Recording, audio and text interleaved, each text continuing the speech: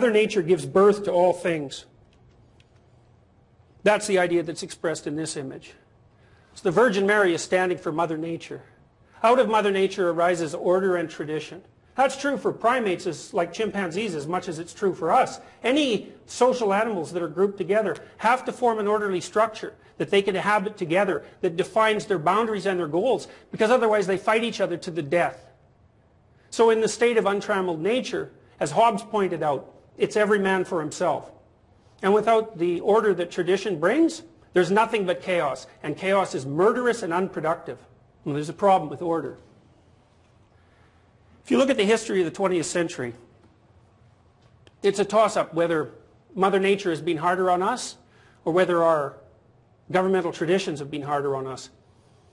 You know, of course, that the dictatorship of Hitler killed 6 million Jews. 120 million people in the Second World War. You may not know that the Stalinist dictatorships in the Soviet Union killed an estimated 60 million people in internal repression, not counting those people who died in the Second World War. And the internal repression that characterized Mao's communist China killed 100 million people. And so the problem with tradition is that sometimes it's a wise king, and sometimes it's a king that eats its own sons. Which means that although we need tradition to guide us and to structure even the manner in which we perceive the world, our traditions can become archaic and outdated and cruel and inhuman. And as a consequence, they can pose a worse threat to us than chaos itself. Nature, or chaos, is exactly the same dichotomous structure. The figure on the left is a Medusa, or a Gorgon. If you look at a Medusa, as you probably already know, you turn to stone. The reason you turn to stone is because when you look upon nature or chaos without your normal veils, it paralyzes you physiologically. Just like a prey animal like a rabbit is terrified if it sees a wolf. For millions of years, human beings were prey animals. We were probably prey animals for large reptiles, which accounts, for example, for the reason that it appears that primates like us are naturally afraid of predatory reptiles. If you're in the presence of something that violates your assumptions of safety, you'll freeze. You freeze so that the thing that might eat you can't see you. And that's what turns you to stone. That's nature and its terrible aspect. And the terrible aspect of nature can freeze everyone. And you can be sure, and will be seldom taught, that you will encounter that at some point in your life. The primary Buddhist dictum is that life is suffering. And what does that mean?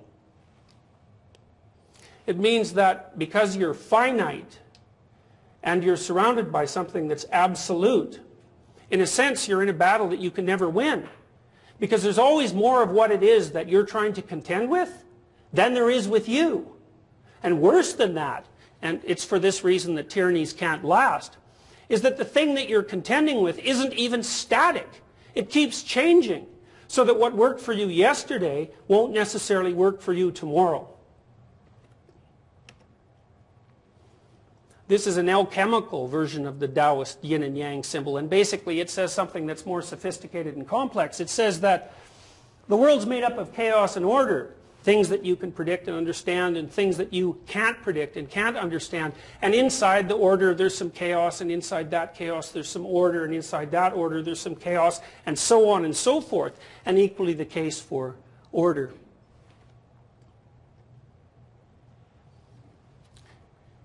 You have Mother Nature, representation of chaos, sometimes positive, sometimes negative. You have a representation of the Great Father. That's security and tyranny, two things you'll always have to contend with. And finally, in this representation, you have a representation of the individual, at least a Christian representation of the individual, and that's Christ. And it's a terrifying representation. It's a remarkable representation because it's not a representation of transcendence, it's a representation of suffering. And it's a funny kind of representation of suffering because the manner in which the story unfolds is this. Christ, as the archetypal individual, the model for individuals from a psychological or mythological perspective, knows that he's limited and knows that he's doomed to both suffering and death.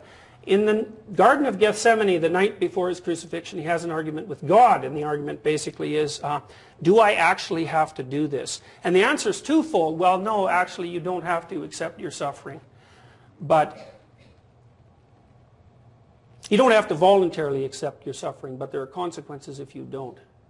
Now, the Christian story is predicated on the idea that if you voluntarily accept your suffering, you can simultaneously transcend it.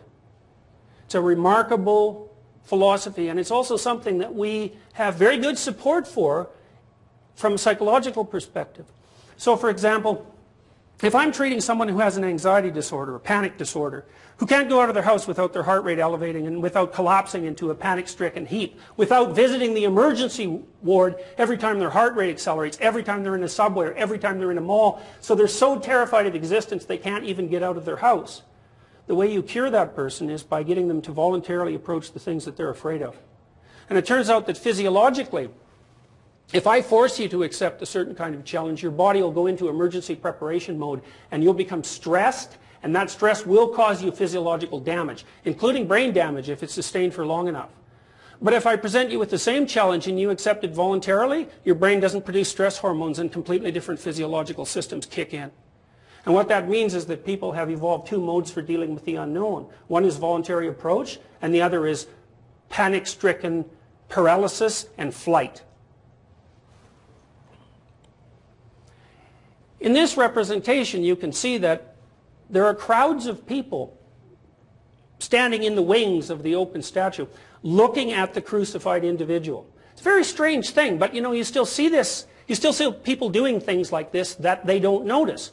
I went to a museum in New York, and there were a very large number of paintings there from the late Renaissance, and they were all religiously themed, like medieval paintings, except they featured recognizable individuals.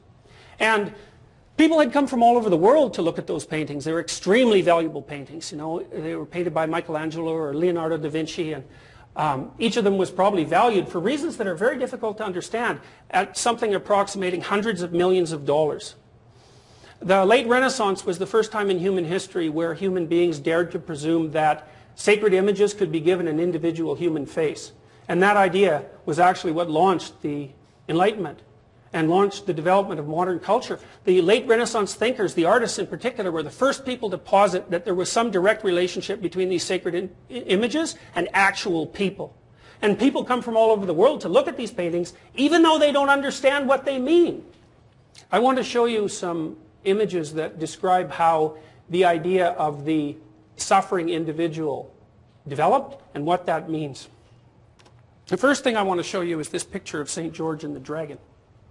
Now, you know the main street that runs through the university is named after St. George, right? This is a very old image. The oldest story we know, which is a Mesopotamian creation myth, features a god who confronts a reptilian monster and makes the world as a consequence of the conflict. He faces her, she's terrifying, he cuts her up into pieces, and out of the pieces he makes the world. Now the Mesopotamians, 5,000 years ago, were trying to figure out what the nature of individuality was and what the nature of consciousness was.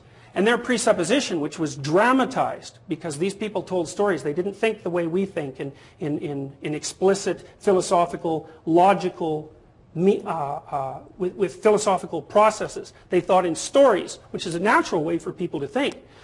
They came to the conclusion that the object of their ultimate worship was the God who confronted the dragon of chaos, cut it into pieces, and made the world. And that idea has echoed down through the ages. It's an idea that human beings have never lost. Now this idea is very interesting. So you see the castle in the background. Now we already know what the castle stands for. The castle stands for order.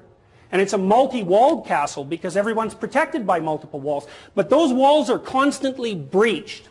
Now young people, especially modern young people, are often very cynical about the traditions that they inhabit. They're cynical about them because they see the fact that the world is theoretically devolving into some kind of environmental catastrophe. And they're cynical because there's still war and because there's still hunger. They're cynical because often the people who are teaching them the traditions don't seem to believe in them themselves. And it's very easy for young people to look at the traditions that were and to notice the breaks. But the truth of the matter is that throughout human history, tradition has always been anachronistic and out of date. And what you see in images of St. George and the dragon is that the dragon